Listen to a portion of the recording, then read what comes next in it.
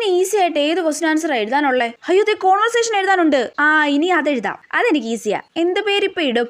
Raju Ramu. Conversation എഴുതാൻ തുടങ്ങുമ്പോ ഈ 2 പേര് നിർബന്ധമാ. Raju good morning Ramu. Ramu good morning Raju.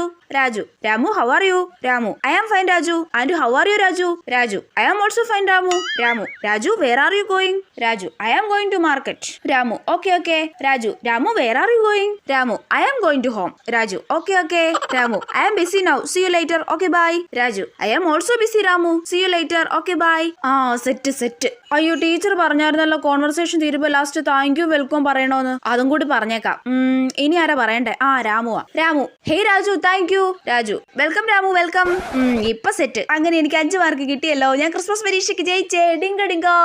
Letter എഴുതാനുണ്ടോ? അയ്യോ ഇത് ഞാൻ തകർക്കും. രാജു രാമു തന്നെ ആയിക്കോട്ടെ. Dear Raju how are you? Are you happy? I am also happy.